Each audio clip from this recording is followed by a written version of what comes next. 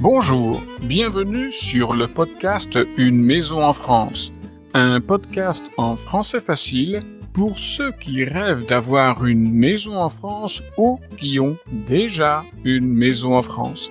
Et bien sûr, pour tous ceux qui veulent perfectionner leur français. Je suis Jérôme, je suis professeur de français langue étrangère et j'écris aussi des livres pour vous si vous apprenez le français. Chaque semaine, je lis un chapitre, ils sont tout petits, du roman en français facile Les surprises du premier été. Puis, je vous explique le français utilisé dans le texte. Dans ce nouvel épisode, Petra et Peter sont encore chez leurs voisins. D'un simple apéritif, ils découvrent ce que c'est qu'un apéro dînatoire. Si vous ne savez pas ce qu'est un apéro dînatoire, vous devez écouter ce podcast jusqu'au bout. Dans la partie explication, je vais vous parler du verbe se débrouiller. Mais sans plus attendre, poursuivons l'histoire.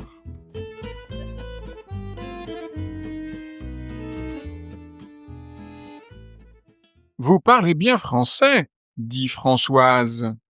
Oh, merci, répond Petra, mais nous sommes débutants en français. Vous vous débrouillez bien, dit François. Je ne comprends pas le mot débrouiller.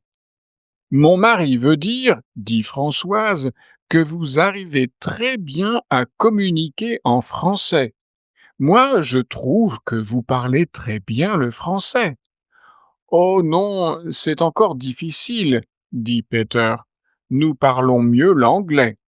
Ah, vous savez, les langues étrangères, ce n'est pas pour nous, dit François.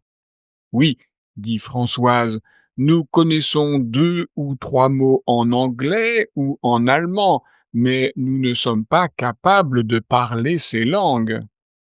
De toute façon, dit François, si vous venez habiter en France, il est préférable de parler la langue du pays, n'est-ce pas?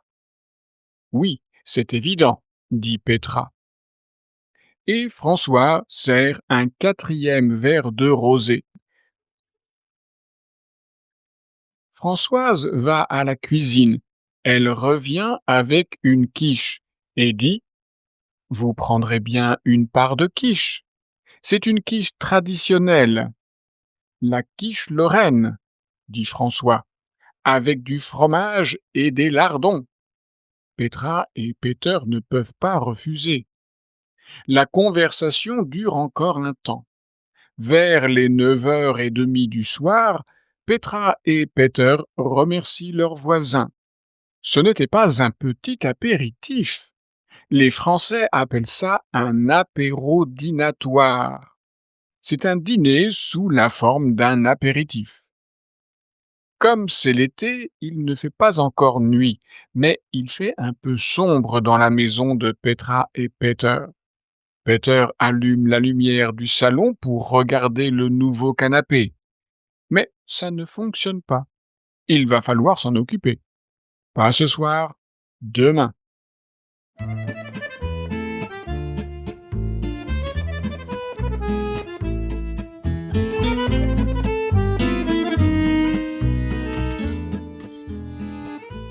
Et vous, que répondez-vous si on vous dit que vous parlez bien français? Est-ce que vous dites seulement merci? Ou est-ce que vous dites oh non, je ne parle pas bien français? En fait, votre réaction à la remarque vous parlez bien français dépend de votre personnalité et évidemment de votre niveau en français. Il y a les personnes sûres d'elles et de leur niveau qui vont répondre tout simplement merci. Il y a les personnes peu sûres d'elles ou qui sont très exigeantes et qui vont dire oh non, je ne parle pas bien français, ou qui disent je fais encore beaucoup de fautes, ou qui peuvent dire aussi je dois encore faire beaucoup de progrès. Et il y a des personnes qui ont déjà un bon niveau, mais qui ne sont pas conscientes que ce n'est pas encore suffisant et qui peuvent dire ⁇ Je me débrouille ⁇ C'est un verbe utilisé dans le texte. Réécoutons ce passage. Vous parlez bien français, dit Françoise. Oh, merci, répond Petra, mais nous sommes débutants en français. Vous vous débrouillez bien, dit François. Je ne comprends pas le mot débrouiller. Mon mari veut dire, dit Françoise, que vous arrivez très bien à communiquer en français. Comme le définit Françoise, le verbe se débrouiller dans le contexte de la pratique du français, dans le contexte de la communication avec une langue étrangère en général, ça veut dire savoir communiquer de manière efficace, même si l'usage de la langue n'est pas encore parfait. Vous pouvez dire, par exemple, le néerlandais est ma langue maternelle, je parle couramment l'anglais et je me débrouille en français.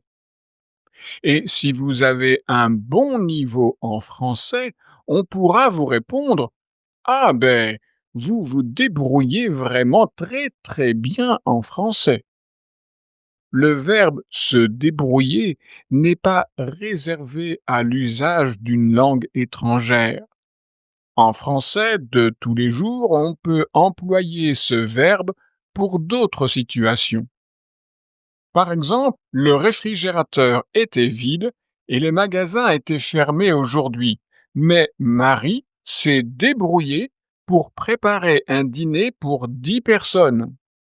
Ici, Marie a su quoi faire dans une situation un peu difficile, presque pas de choses à manger chez elle. Elle a trouvé toute seule une solution pour préparer un repas pour plusieurs personnes.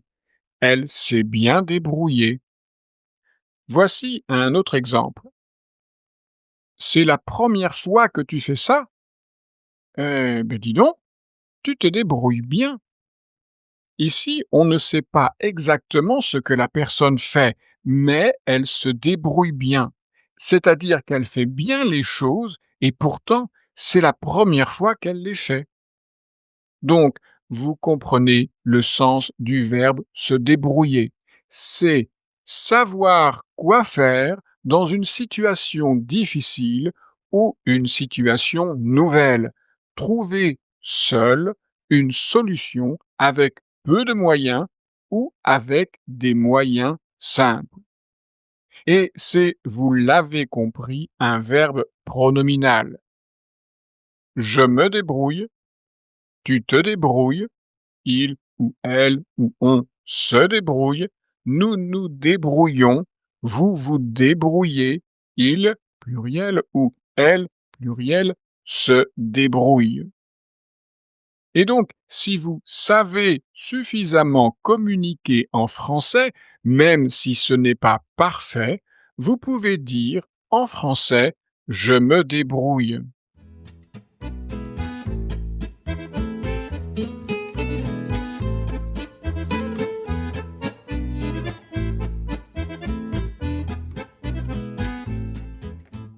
Jusque-là, dans cet épisode, je vous ai parlé de communication en français, car je fais la différence entre savoir communiquer en français et savoir parler français. Vous percevez la différence? Communiquer en français, c'est pouvoir échanger des informations, poser des questions et répondre à des questions en utilisant la langue française, mais pas nécessairement de façon correcte. Vous pouvez parfaitement communiquer en français tout en faisant des fautes de français, car un certain nombre d'erreurs grammaticales ne perturbent pas vraiment le message que vous voulez communiquer. Si vous dites moi et boulangerie pour acheter le baguette, mais porte-monnaie à la maison, ce n'est franchement pas correct, je sais, j'exagère un peu, mais Finalement, on comprend que vous êtes à la boulangerie, mais que vous avez oublié votre porte-monnaie à la maison.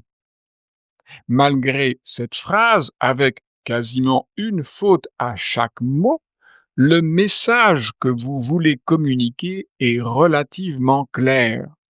On pourra dire que vous pouvez dans une certaine mesure communiquer en français, mais on ne pourra pas dire que vous parlez bien français. Vous pourrez dire que vous vous débrouillez, mais de nombreuses personnes ne seront pas d'accord avec vous, car pour ces personnes, vous faites encore trop de fautes. Et le danger, c'est de rester à ce niveau de communication. Bon, avec le temps, peut-être que vous pourrez dire je suis à boulangerie pour acheter le baguette, mais la porte-monnaie est à la maison. C'est mieux. La communication est meilleure, mais le français n'est toujours pas correct.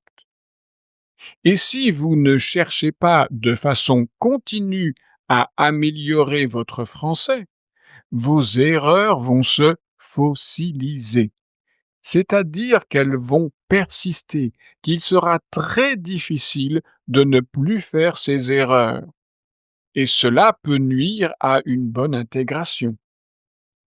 L'intégration dans la société française, ce n'est pas seulement ne plus faire d'erreurs en français, mais c'est aussi montrer qu'on fait des efforts pour maîtriser la langue. Et vous vous en êtes certainement déjà rendu compte, les Français sont très attachés à leur langue française. Donc, pour finir avec ça, savoir se débrouiller en français, c'est très bien, c'est super, mais ce ne doit pas être votre objectif. Votre objectif doit être de vous améliorer constamment en français. Et oui, ça demande du travail, un travail régulier, un travail de tous les jours. Et ça peut aussi demander de l'argent pour acheter des livres, pour vous faire aider avec des cours de conversation ou des leçons en ligne. Si vous avez une maison en France, ou si vous voulez avoir une maison en France, il faut bien comprendre que vous vous engagez non seulement pour un terrain et une maison, mais aussi pour la culture française et la langue française. C'est un investissement global. Il ne faut pas l'oublier. Voilà pour le 33e épisode de ce podcast. Dans le prochain épisode, un accident va se produire dans la maison de Petra et Peter.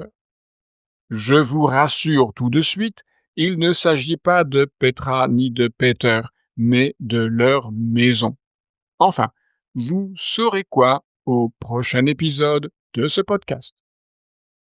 Mais si vous ne pouvez pas attendre la semaine prochaine pour la suite des surprises du premier été, vous pouvez aussi acheter le livre papier ou l'e-book sur Amazon.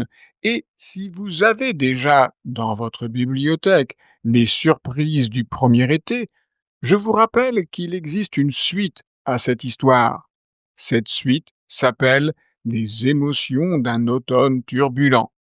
C'est la suite des aventures de Petra et Peter dans leur maison en France. Mais cette fois-ci, ça se passe en automne. Le livre papier et l'e-book sont disponibles sur Amazon.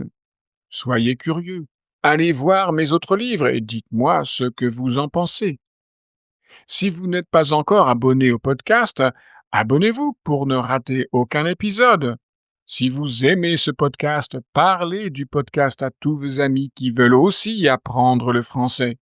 Partagez aussi le podcast sur vos réseaux sociaux. Et rappelez-vous, avoir une maison en France et se débrouiller en français, c'est bien. Mais au lieu de se contenter de simplement communiquer en français, si vous pouviez vraiment bien parler français avec les personnes qui habitent autour de chez vous, ce serait franchement mieux. Si vous voulez perfectionner votre français, je peux vous aider avec mes leçons en ligne. Pour en savoir plus, vous trouverez mon adresse e-mail et mon site internet dans la description de cet épisode. Au revoir!